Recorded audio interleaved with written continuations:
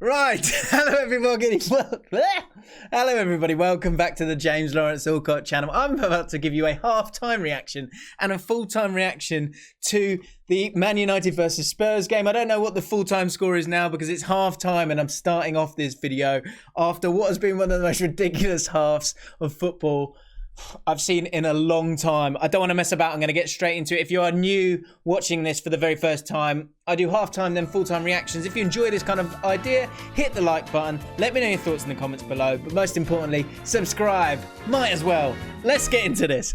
Right, let's get into the lineups. First thing, what are you doing, man?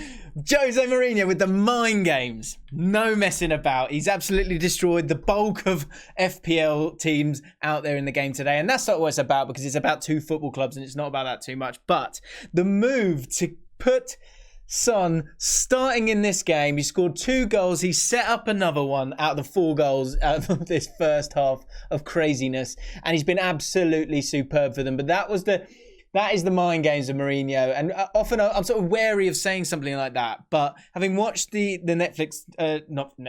Amazon documentary, you know he's willing to do these kind of things. And with the amount of games that they had, you now look at it and it's almost like the end of a film where you go, oh, I get it now. The injury was probably nothing. Because for him to be sprinting through and scoring the goal like he did, I think it says a lot. I think it says a hell of a lot for someone who supposedly had a hamstring injury. So I think Mourinho's been very clever, very cute here and gone, what's the best mind game I can do? And I think, and I might be wrong here, but I think he's gone, let's keep him out of this League Cup game. Let's keep him out of this Europa League game. We can get this job done elsewhere. And then just dropping that one in a big game when he wants to beat Man United, obviously. He's dropped Son in there. And Son and Kane, they just look absolutely devastating at the moment. In terms of the lineups, I think that was the big thing from the Spurs point of view. In terms of Manchester United, look, Greenwood stays in the side. And Eric Bailly gets a chance after a really good performance in the League Cup. There were some real positives in the game against Brighton in midweek. Eric Bailly was one of the biggest ones. And he deserved his chance. Getting to the game then, so we've got 4 goals we've got to get through. Let's have a quick look at the match stats at half time because, of course, we've still got 45 minutes to go. Let me show you here. 47%. I think, look, shots on target, 5-2. Shots in total, 13-4. And Tottenham have played this so cleverly. So the first goal, it's a penalty. Of course, it's a penalty. 30 seconds into the game. I literally actually was just walking in. I was like, hang on, what's going on here? Bruno Fernandes does the old Jorginho penalty, or is it Bruno Fernandes cell? I don't know, but he scores the goal. And then literally it goes down the other end, and it's an absolute calamity. Now, I'm going to leave my last final thoughts on this car crash, this catastrophe, all the different words that the Man United pundits that are talking about this game are putting forward at the moment. I'm going to save that to the end. So I'm going to concentrate on the game in hand at the moment. The strategy is really clear from Mourinho in my point of view.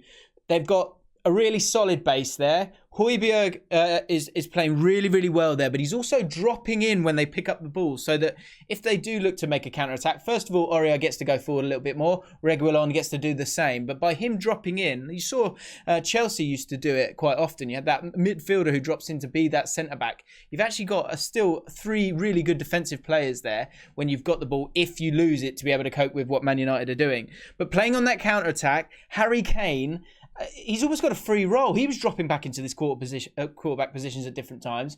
And there's just such a very clear understanding that Son is the guy that goes really, really quickly. You've got the absolute calamity of the first goal, which, first of all, Pogba, I'll get onto Pogba in a second. Pogba needs to clear it. Then Maguire needs to clear it. Then Luke Shaw needs to clear it. Just get rid of it. And then it drops to Ndombele, who I think has been superb for Spurs. That midfield for Spurs looks brilliant at the moment. You've got Sissoko moving about, working hard, covering Aurier a lot of the time. Højbjerg seems really smart and disciplined in that middle position. And Ndombele looks like a new player for them, a completely new player for them.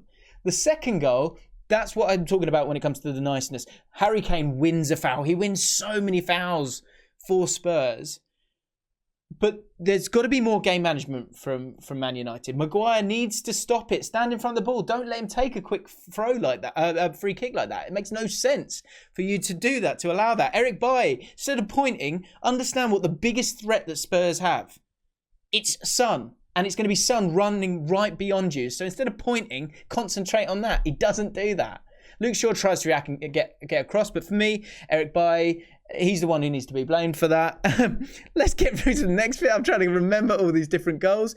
Aurier then had a chance after that, and Ndombele went on a great run, and once again, Pogba not tracking his run. And I tell you what, look, Pogba gets a lot of criticism. He's got incredible vision. He's a great player. There's no doubt about that. But I haven't seen him win a tackle yet.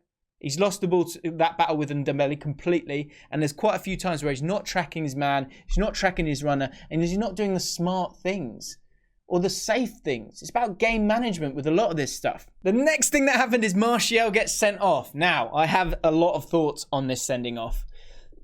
My feeling on this is, and I said this the other day, I still believe that you can have common sense in football. And I actually think it's really sad that that's not available to referees, because if you look at the basic elements of the game, like if you strike the face in any way, shape or form, then it's a sending off. So Martial, that's it. It's petulant. It's on purpose. It's a sending off. Lamela obviously does something before that. I think Lamela is a nuisance.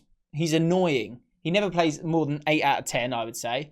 But he's a nuisance, and he's a lovely little Mourinho player. He's there just winding him up. And I actually believe, I don't think there's an intention to go up to the face. I think he's going to push him into his chest, and he slides upwards. But he has made contact with his face. So if you want to still go down that road of not allowing any kind of element of common sense to prevail with these kind of things, then he should go as well.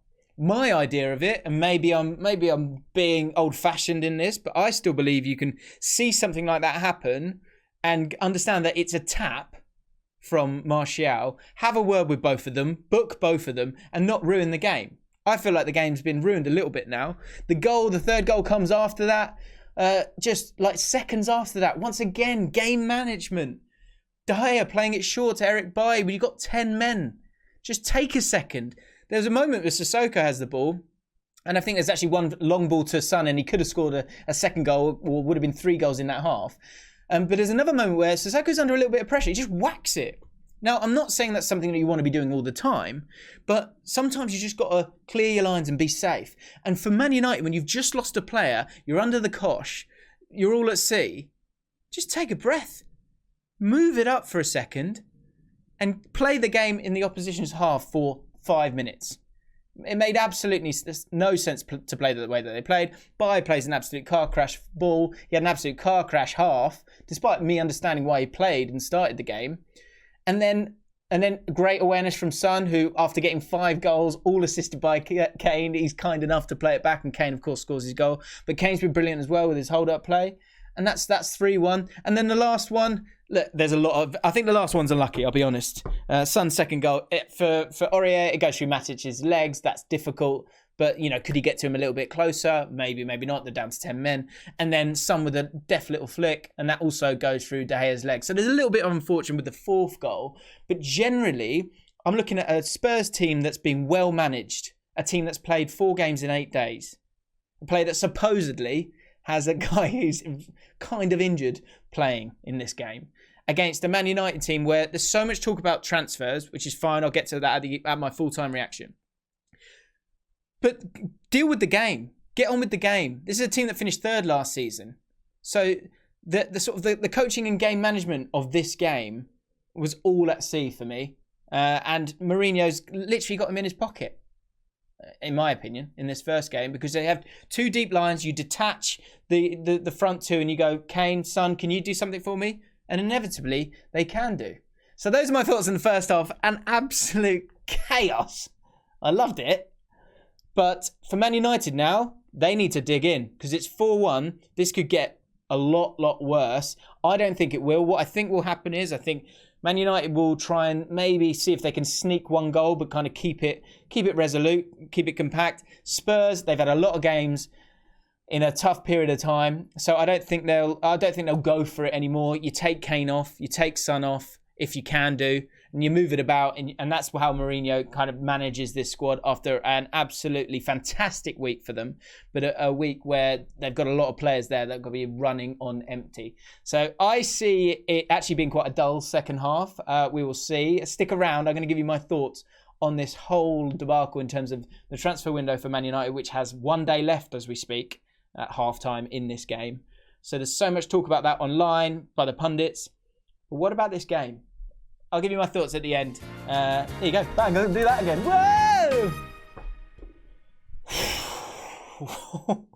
Wow.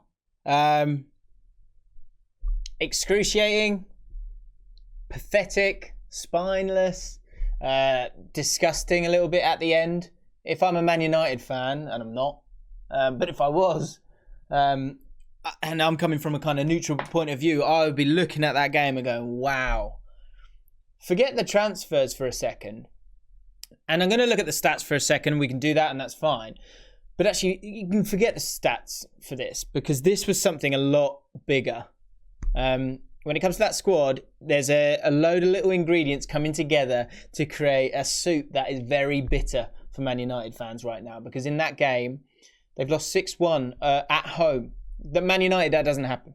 And this is a team that I said it at the half time when we're all a little bit flabbergasted, right, at half time.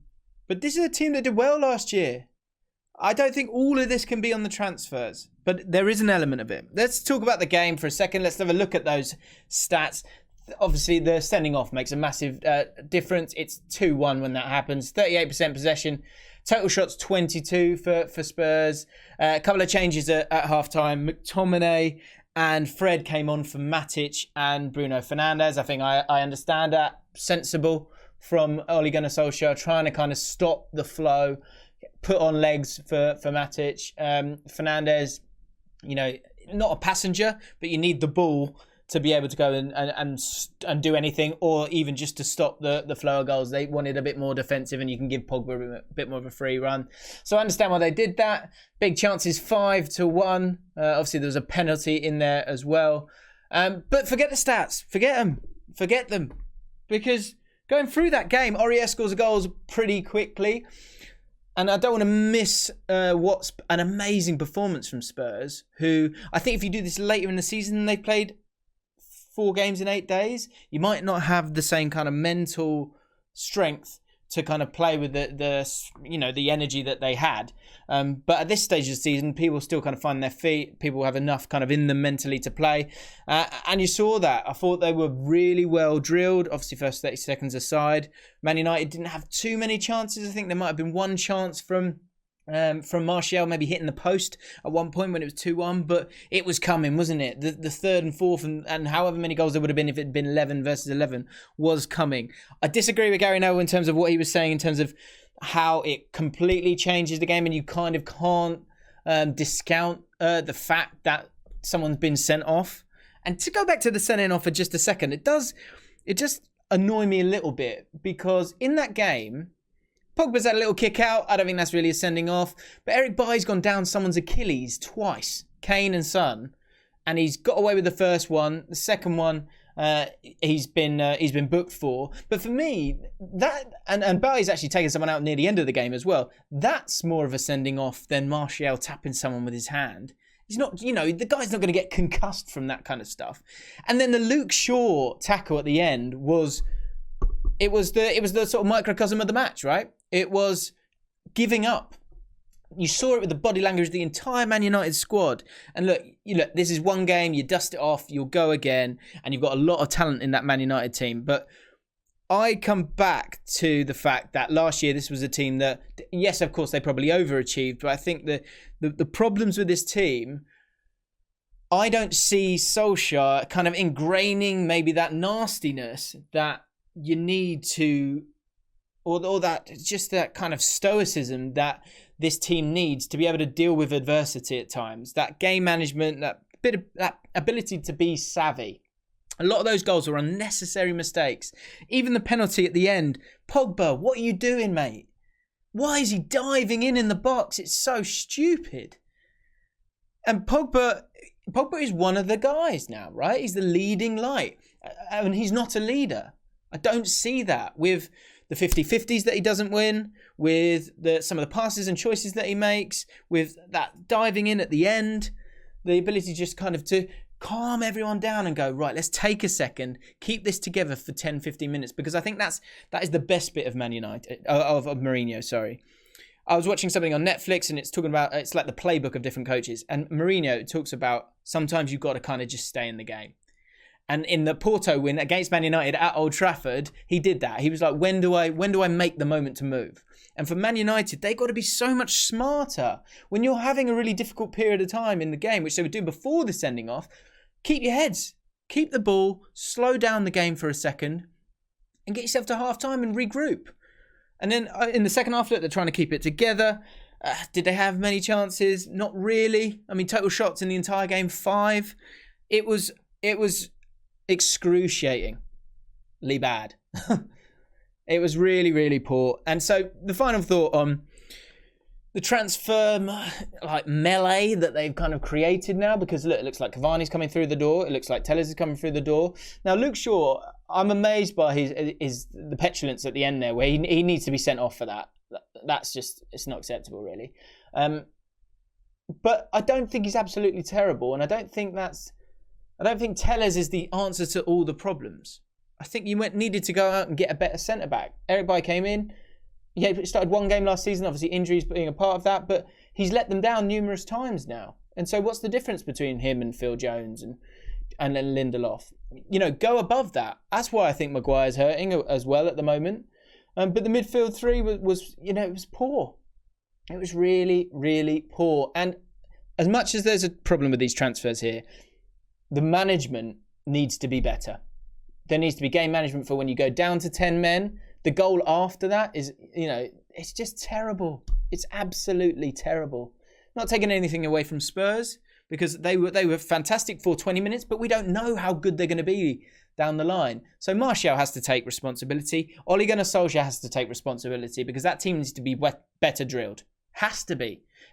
Stay in the game. Has to understand it's a 90-minute game, and look, you're going to go through little moments. But if you've got good players on the pitch, you've got a chance. And then individual mistakes. Obviously they were in quicksand by the end of the game. They were just desperate for it to come to an end. Spurs, yeah, great. Last 60, 70 minutes, having 10 men with a team that's kind of given up a little bit, it kind of dampens the ability to really go crazy on them. But it's been an amazing week for them. And look at their transfer window and the ability for Mourinho to get Son and Kane in the team. If he does that, they seem to do pretty well. Let's see how long it lasts. But the midfield looks a lot stronger, and Ndombele looked brilliant at times. Won that battle against Pogba for me. Højbjerg was probably my man of the match if you take away, Kane and Son and the goals that they scored.